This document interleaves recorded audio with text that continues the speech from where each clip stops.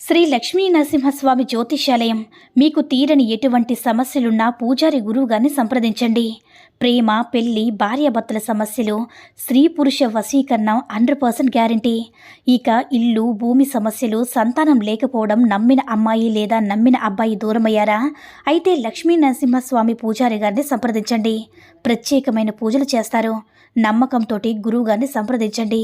గురువుగారి యొక్క phone number 8897741766. ఓం సాయిరామ్.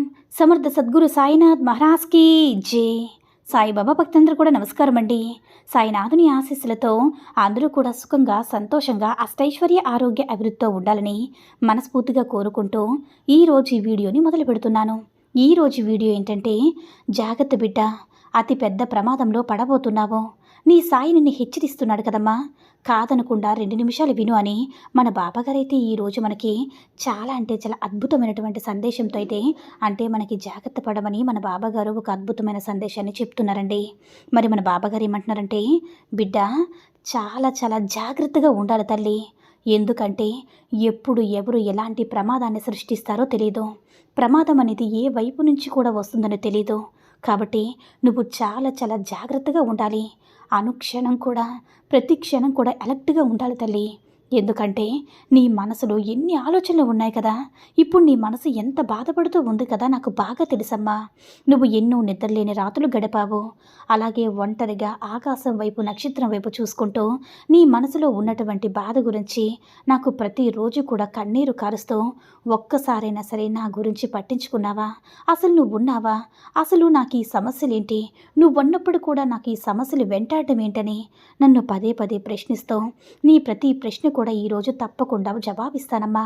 చూడు తల్లి, గెలుపు అనేది ఎలా ఉండబోతుందో తెలుసా? అందరికి కూడా ఆదర్శం కాబోతుంది. అయితే కాస్త కఠినమైన నీ పోరాటాన్ని నువ్వు కాస్త ఒంటరిగానే చేయాల్సి ఉంటుంది.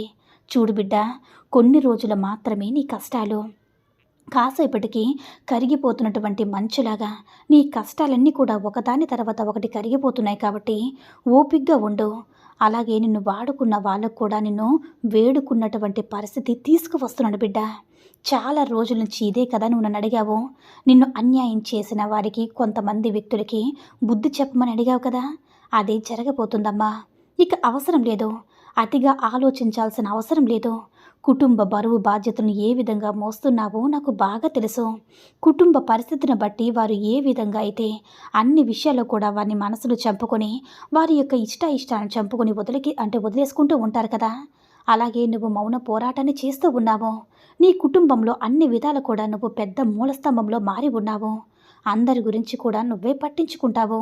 కానీ నీ గురించి పట్టించుకునేవారు లేరని చెప్పి బాధపడుతూ ఉన్నావు కదా. అలాగే అందరికీ ఏం కావాలన్నది నీకు ముందుగానే తెలుస్తుంది. నీ గురించి ఎవరికి ఏం కావాలన్నది ఎవరు కూడా పట్టించుకోవడం లేదు. నువ్వు చాలా భయపడిపోతున్నావు. ఎందుకమ్మా ఆ భయం? ఎల్లప్పుడూ కూడా నేను చూస్తూ, నీ కుటుంబాన్ని రక్షిస్తూ నేను ఇక్కడే కూర్చున్నానుగా. పరుగున కూడా షిరిడిలో ఉన్నానని చెప్పి నేను వస్తున్నాను కదా తల్లి. నువ్వు ఎప్పుడు పిలిచినా సరే, బాబా నేను షిరిడీకి వస్తానని నువ్వు అనుకుంటున్నావు. నీకోసం నేను ఎప్పుడు కూడా వచ్చి నీ ఇంట్లోనే, నీ మనసులోనే, నీ ఫోటో రూపంలో ఉన్నాను తల్లి. నువ్వు ప్రతిరోజు కూడా నువ్వు నాతో మాట్లాడుతున్నావు. నా ఫోటోతోనే నువ్వు నాకు చెప్పావు. కానీ ఫోటోలోనే నువ్వు నాకు అన్ని విషయాలు కూడా చెప్పావు. అది నువ్వు గుర్తించలేకపోతున్నావమ్మా. ఒక్కసారి నన్ను దయతో బాబా, నువ్వు ఏదో ఒక విధంగా తారసపడు అని నీ మాటలు నేను విన్నాను. ఇంకా అవసరం లేదు తల్లి. నీ మనసులో నేను తలుచుకున్నా చాలు, అవన్నీ నాకు వినిపిస్తాయి. మంచి జరిగినప్పుడు అంతా కూడా భగవంతుడిదై అంటారు కదా. దుఃఖం జరిగినప్పుడు ఎప్పుడు కూడా ఎందుకమ్మా అపోహపడుతున్నావో? ఒక్క విషయం చెప్పనా తల్లి, ఇది నీ సాయి తండ్రి హెచ్చరిస్తున్నాడనుకో, ప్రేమగా చెప్తున్నాడనుకో, ఏదైనా అనుకో బిడ్డ. కానీ నీ రక్షణ, నీ సంతోషం మాత్రమే నాకు ముఖ్యం. కాబట్టి నేను ఈ విధమైనటువంటి మాటలు నీకు చెప్తున్నాను. నువ్వు ఎప్పుడైనా సరే సింహంలాగే ఉండాలి బిడ్డ. అలాగే సింహం లాంటి మనుషులతోనే నువ్వు వాదనైనా పెట్టుకో, ఏదైనా సరే పెట్టుకో. గుంట నక్కలతో స్నేహం కానీ, వైరం కానీ నీకు మంచిది కాదమ్మా. ఎందుకంటే సింహం లాంటి మనుషులతో ఓడినా, గెలిచినా, ఏం చేసినా సరే అది నీకు ఒక మంచి అనుభవం ఇస్తుంది. అదే గుంట నక్కలతో చేరి నువ్వు ఏదైనా ఒక బిజినెస్ వ్యాపారాన్ని పెట్టావనుకో, ఆ వ్యాపారంలో కూడా వారు గోతులు తవ్వడం మొదలు పెడతారు. నీకు నష్టాన్ని కలగజేయాలని చూస్తారు. ఒక వాదన పెట్టుకున్నావు, ఒక వైరం పెట్టుకున్నావనుకో, నీ ముందు మంచిగా నీ మాటలన్నీ వింటూనే నీకు అన్నీ కూడా సరే అని చెప్పి నువ్వు గొప్పదానివేలే అని చెప్పి నీ మొత్తం సైలెంట్గా ఉండిపోతూ వెనక నుంచి గోతులు తవ్వుతారు బిడ్డ. ఈ సింహం అంటే మిత్రత్వం మంచిది కాదు, ఈ నక్కల్లాంటి వారితో. అలాగే శత్రుత్వం కూడా మంచిది కాదు. కాబట్టి కాస్త గమనించుకో బిడ్డ. ఇంకొక విషయం ఏంటంటే, నీ బంధువుల్లోనే నిన్ను చూడలేకపోతున్నారమ్మా. నీ చుట్టాల్లోనే, నీ రక్త సంబంధికుల్లోనే నువ్వు బాగున్నావని, సంతోషంగా ఉన్నావని, నీకు బాగా జరుగుతుందని, ఆనందంగా ఉన్నావని అందరూ కూడా తల్లడిల్లిపోతున్నారు బిడ్డ. ఎప్పుడు కూడా ఒక విషయం చెప్పన తల్లి, ఒక ఆదివారం రోజు ఎర్ర నీళ్ళతో దిష్టి తీసుకో తల్లి. నీకున్నటువంటి నరదృష్టి అన్నీ కూడా పోయి ఇప్పుడు వస్తున్నటువంటి చిన్న చిన్న అనారోగ్య సమస్యలు కానీ అన్నీ కూడా తొలగిపోతాయి తల్లి. ఎందుకంటే నీకు తెలియదు కదా, స్వచ్ఛమైన మనసుదానివి కదా నువ్వు.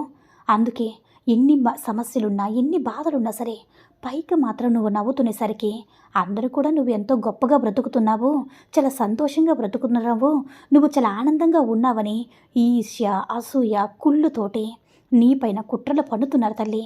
అందుకే నువ్వు ఎప్పుడు కూడా వారిని ఎవ్వరు కూడా పట్టించుకోవద్దు.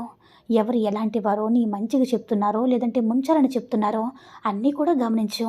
అలాగే ప్రతి ఆదివారం కూడా ఒక నెలకి ఒక 2 సార్లు, ఒక 2 ఆదివారాలు ఏం చేస్తావంటే సాయంకాలం ఎర్ర నీళ్ళతో దిష్టి తీసేసుకొని బయట వేసే తల్లి. ఇలా చేయడం వల్ల నీకున్నటువంటి నరదృష్టి అన్నీ కూడా తొలగిపోయి నీకు మంచి జరుగుతుంది తల్లి. చిన్న చిన్న అంటే నువ్వు చేసేటటువంటి పనుల్లో అడ్డంకులు, ఆటంకాలు అన్నీ కూడా పూర్తిగా తొలగిపోయి నువ్వు సంతోషంగా ఉంటావమ్మా, ఆనందంగా ఉంటావు. నా బిడ్డ ప్రమాదంలో పడబోతుందంటే తెలిస్తే నేను ఊరుకుంటానా చెప్పు? నా నా నా చెయ్యి అడ్డు వేసినా సరే కాపాడినా. అందుకే ఈ సందేశం ద్వారా నీ ముందుకు వచ్చాను బిడ్డ అని మన బాబాగారు అయితే ఈరోజు మనకి చాలా అంటే చాలా అద్భుతమైనటువంటి సందేశాన్ని అయితే అందించారండి. సాయి మహిమల ద్వారా వచ్చిన ఈ సందేశం మీ అందరికీ కూడా నచ్చిందని అనుకుంటున్నాను. ఈ వీడియో కనుక నచ్చినట్లయితే లైక్ చేసి షేర్ చేయండి. మరిన్ని వీడియోస్ కోసం మన ఛానల్ని సబ్స్క్రైబ్ చేసుకొని మాకు కొంచెం సపోర్ట్ చేయండి. ధన్యవాదములు.